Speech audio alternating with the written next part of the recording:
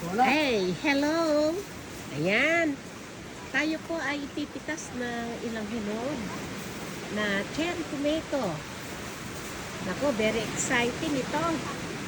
Sigurado, yung tamis, malalasahan na natin. Ayan o. Pinipitas na niya. Ayan. Pears fruit. Nako, pinakamatamis daw ang pears fruit. Kaya, itong pears fruit na to, very promising. Let's expect for more. Ayan. O, ayan o. Huwag mo kukunin yung hindi masyado. Sige, sige, yes. Ay, ang galing.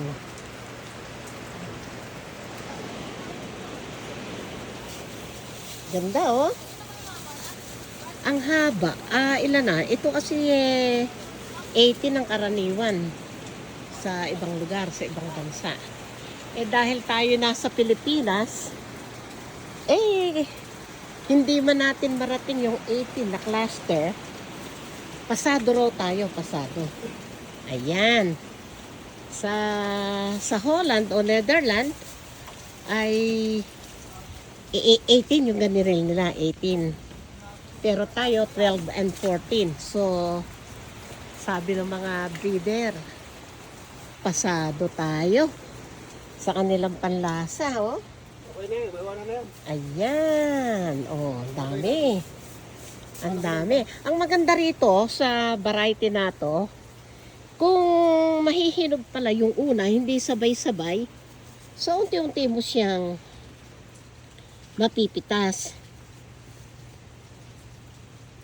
Kamukha nito, napitasan na to. Oh.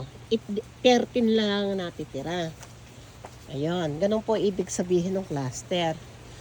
Kaya ang dami pang bungang kasunod. More flowers at the top. Ayan. Oh, ayan ayan oh. Ganda oh. Nag-abot sila. Anong nangyari rito? Bakit naging bilog? Pabilog ang cluster niya. Ayan oh. Ayan oh. Ang dami. Oh, oh. So, napakaganda naman po nito. Ayan oh. Napakaganda naman oh. Puro ganda.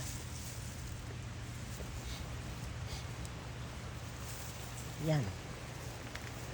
Kumpul-kumpol. Kumpul-kumpol.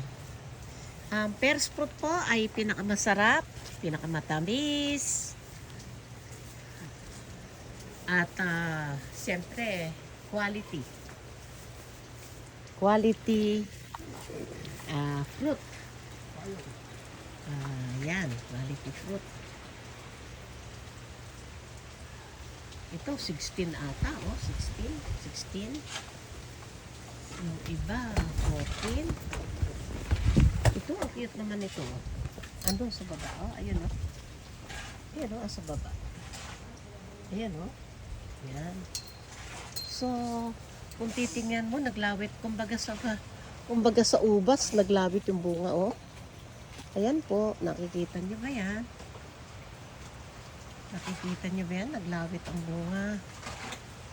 Ayan. Ayan po, naglawit.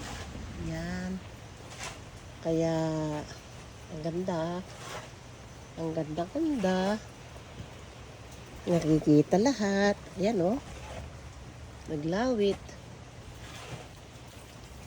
Ganito po ang bunga talaga ng cherry tomato.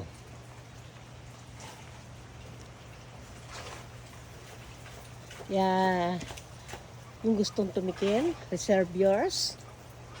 At, ready po tayo dyan. Yan o. Yan o, sa baba. Medyo madilim.